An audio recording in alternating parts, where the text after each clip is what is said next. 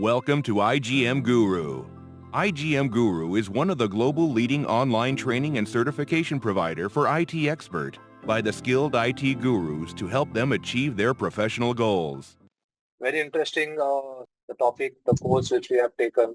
It's very trending right now and it's a demand. So before I go ahead, I'd like to know.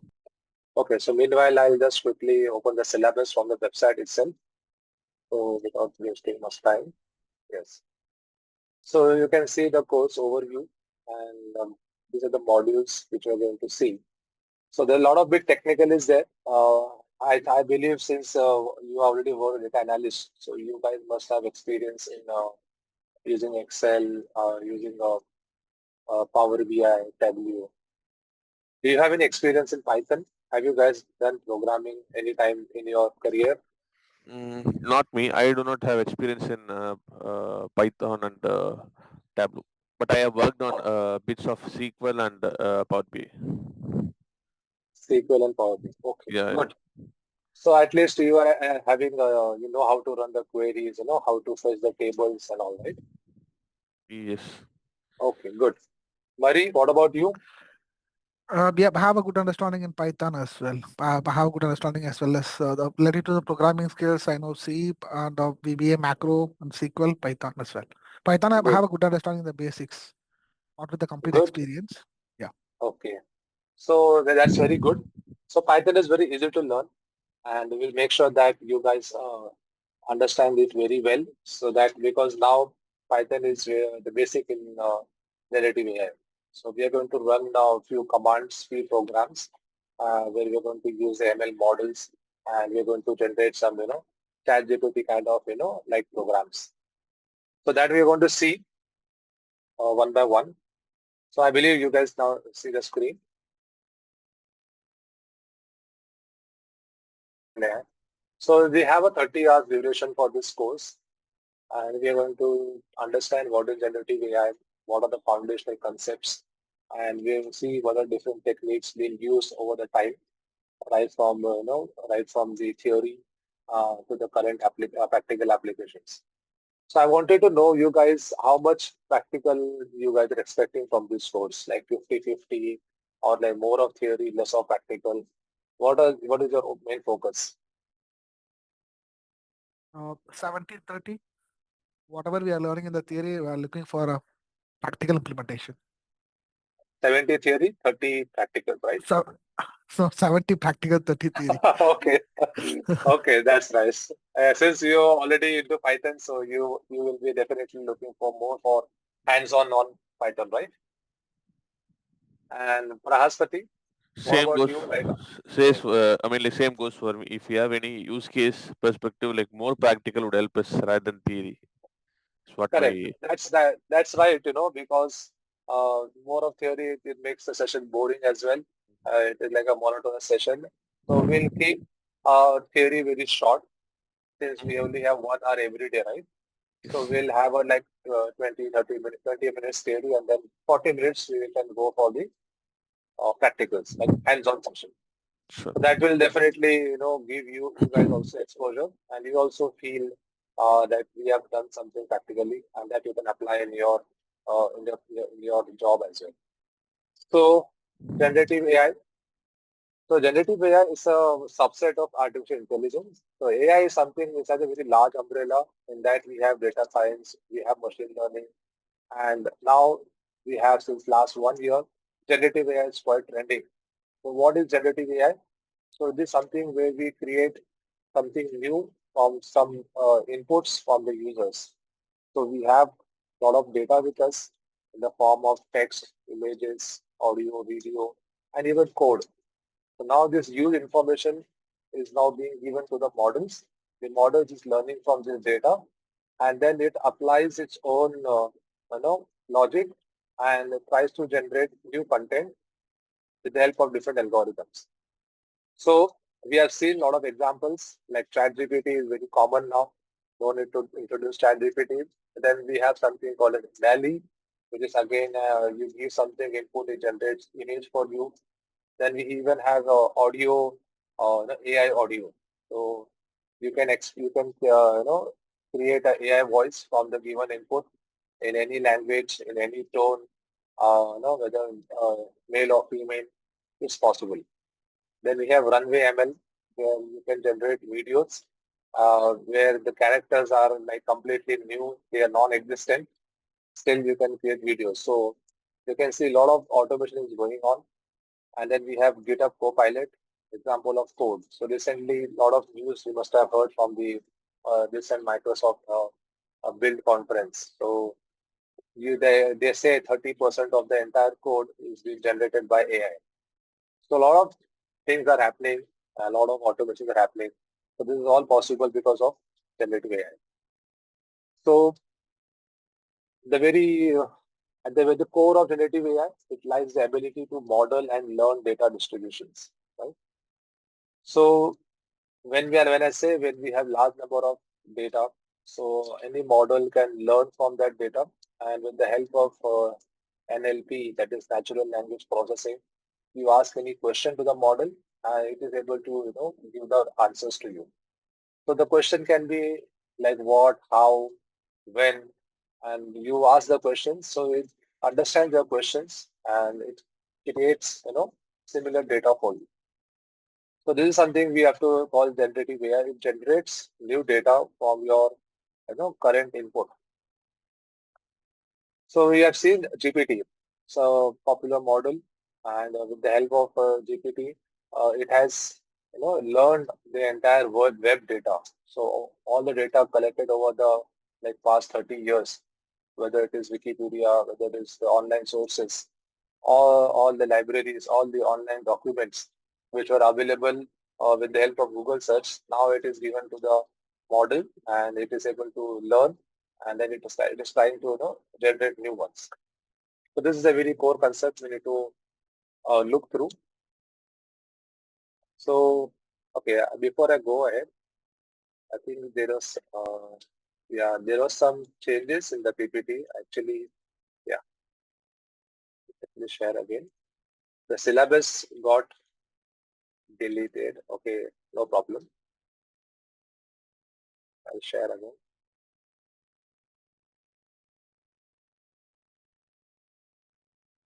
So this was part of the syllabus. So in generative AI, we are going to see the introduction part of all the basic concepts. Then in the second lesson, we'll talk about the LLM models which are available in different categories: text, image, audio, video. Then we have on the lesson third, we are going to see how to use prompt engineering and how to create a prompt using OpenAI. We are going to see what is different types of prompting, like zero shot, few shot, persona. We are going to see what is chain of thoughts. We'll also have some project using these technologies. Okay, so before I go ahead, you guys, can you, you have to use OpenAI, keys to do the labs, and it comes with a cost. So I hope you guys can manage that. Yeah. How will it cost be? I think it may be close to 2,000, and you get some tokens in that pricing, and you can use it for your practical and learning purpose. Okay. So what's the tenure for those keys? It's for 1 month or 3 months? Ideally it's for 1 month, but it has a token limit, like 20 million tokens, something like that. So the more whenever you run a query in the chat GPT or LLM, so it measures how many words are generated. So Okay. we have an upper limit on that, upper cap. So that is enough for for learning purpose. For 1 month you have to spend like 2,000 rupees. Won't we be getting this as part of this training session package? Actually, this is something OpenAI. I'm not able to answer this question because you can discuss with the IGM team. Okay. They can get it for you because it's like pay as you go, right? So you pay as you use actually. So it's a subscription, right? So Okay. you can use. Both of you can use the same key as well to practice. That's not an issue. Okay, like single login, like probably we can use Yes. with the same Yes. key. Okay. Yes, you only get the API key and you both of you can practice on the same. Okay. Okay. Fine. All right. Mm. Then this is something very interesting. App development using LangChain. This is very popular framework of OpenAI. This is where we have a large number of examples in LangChain where we can create LLM apps. So where you can you get a lot of libraries, and this is where most of people are learning and doing this. So in this section in LangChain, we will see how to input how to load our data, how to do the pre-processing, and how we create chains and memory. So this is very interesting, and we will be spending more time in this lesson 4, since this is where we have the practicals. We will be doing more, and then again uh, we have RAG. Then RAG is again it's a very important concept. We will talk about this, and it's like a retrieval augmentation. So where when you have your data, so how the LLM will process the data and give the results. So the retrieval part is going to be learned in this section. Then we will be talking about other LLMs also, like Llama, Mistral, Gemini. And then in the last few sections, we're going to see how we can estimate using different evaluation metrics, and what are the costing of different models. And the generic model is not going to give you much accuracy. So even if you use the ready-made models, you have to fine-tune as per your requirement. So fine-tuning will improve your accuracy, will improve your results. So a lot of people, they work on the models and they say, oh yeah, we only get 30% accuracy. 30% is not good. Like it will give wrong answers out of like for every third question. Out of 3 questions, only one will be correct. So fine tuning is where we are going to use techniques like LoRa and CLoRa to improve our results and accuracy. So we are going to see what are the risks, limitations, bias, all the strategies in this. And this last something vector database. So here you can see how we can store all the information in vector format. So that because large applications, they require database. So when we use these LLMs, they also require storage. So we'll see there are different types of database applications here where we can store all our information. So here, this is our course curriculum, and Python is very important, and we will see with an example like how to use AI in Python. So for that, we need to install some applications on a local computer. Have you guys heard about Jupyter notebook? Yeah. Yes. Yeah. So have you installed on your machine? No. No, no problem. I'll show the installation steps also. So we can start doing small programs so that we get used to it, and then we will include OpenAI also. So a Okay. lot of interesting examples will be covered, and I hope you guys will learn a lot. So let's go back to the presentation. Okay. So before, like, let's see the history. So before 2010, we had some rule-based systems.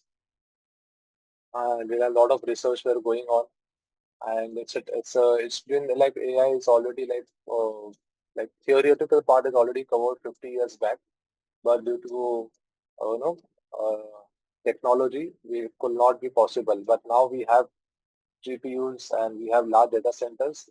So this already research which has been done over the past decades, now it is possible. So it all started with GAN, that is Generative Adversarial Networks. Then we saw transformers in 2017, and 2018 we got LLMs, large language models, and then 2019, 2020, in the COVID we saw ChatGPT getting released, and 2022 we saw multi-models. So single model is only capable of like giving output only to one type of data. So we can use multiple models together, and that's possible, with the help of multi-models. So where we have text, image, audio, video. So there are multiple models working together.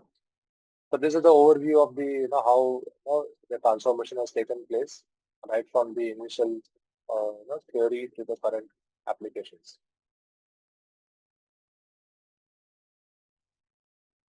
So types of generative models.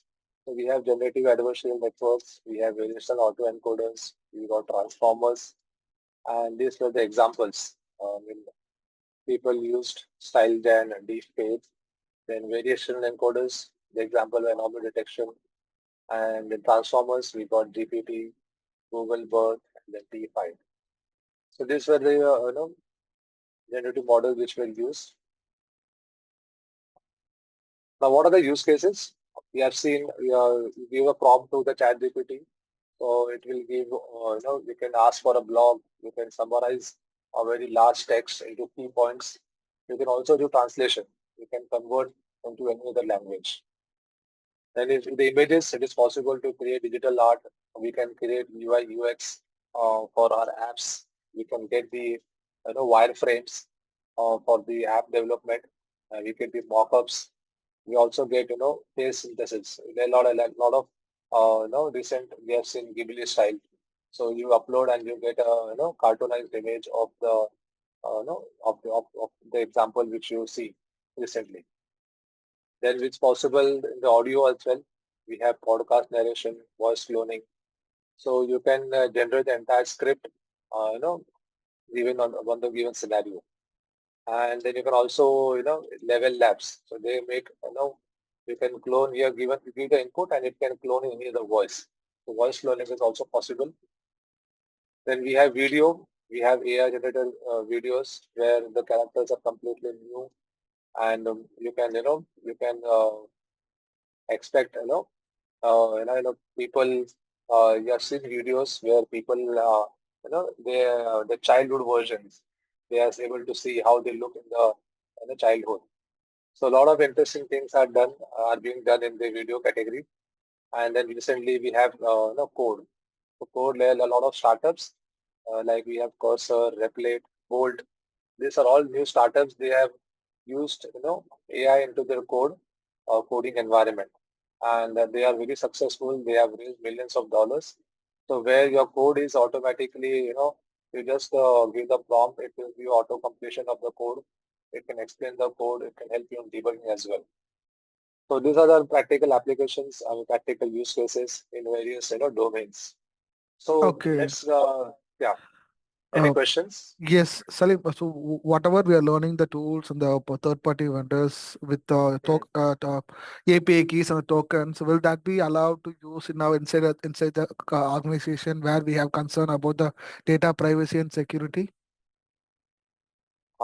Yes. So a lot of companies, they are what they are doing, see, once we have Microsoft Copilot, they are also giving the, same interface to, to use the LLMs.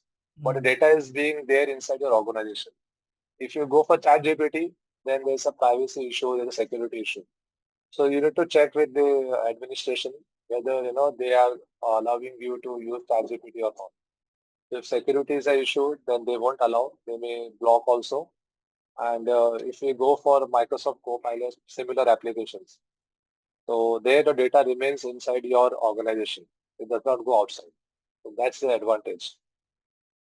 So let's see the example, how ChatGPT, can be used and how we can see Dall-E and Midjourney generating an image from a description.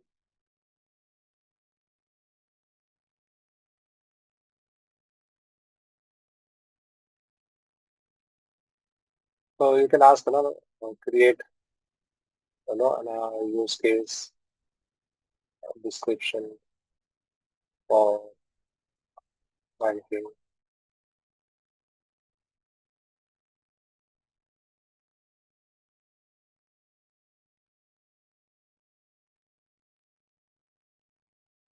Okay, so you can ask any question to the ChatGPT and you can see how the response is, right? So one of the most common functionalities in banking system is funds transfer. I hope you guys can see the screen. Yes, yes, sir. Yes. So use case funds transfer. So what are the actors? Customers, primary, second is the bank system. What is the purpose? The customer should be able to transfer the fund. And we have description details. Who is the person who is handling the transaction, dates and all. What are the preconditions? The customer should be logged in into the system. He should have sufficient balance. He should have the authorization to do the transfer. So after the transfer is done, what are the post conditions? The fund should be debited from the source and credited to the destination account. So everything, whatever is happening, whether the transaction is successful or it has failed, it should be logged and the notification should be given to the involved parties. So this is the basic flow. The customer logs in and navigates, this is the entire process. And you can see the alternate flow. In case if there is insufficient balance, then what should happen? It should throw an error.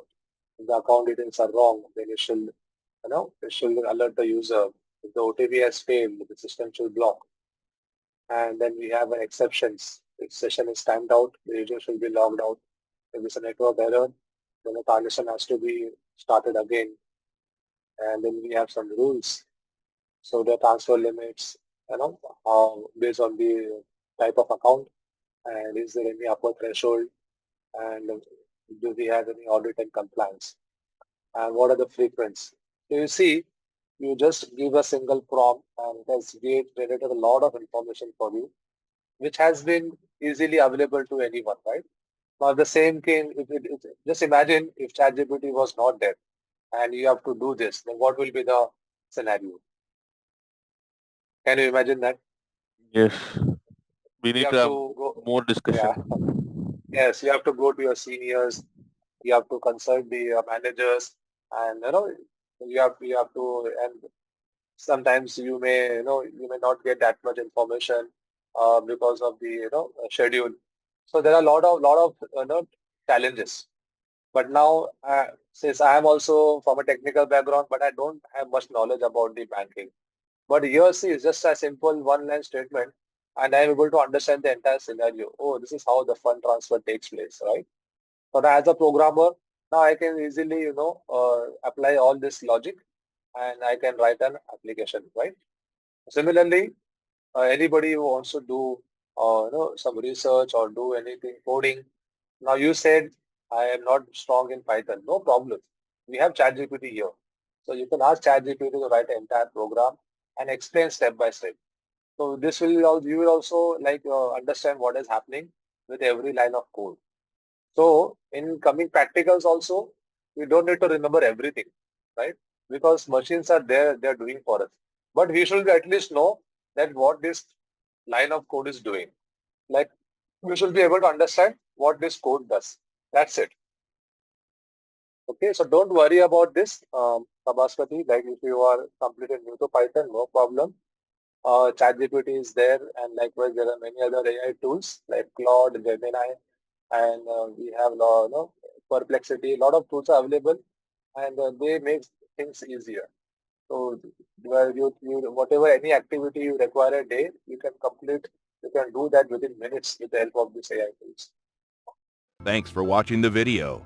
For full course, please visit www.igmguru.com and enroll today.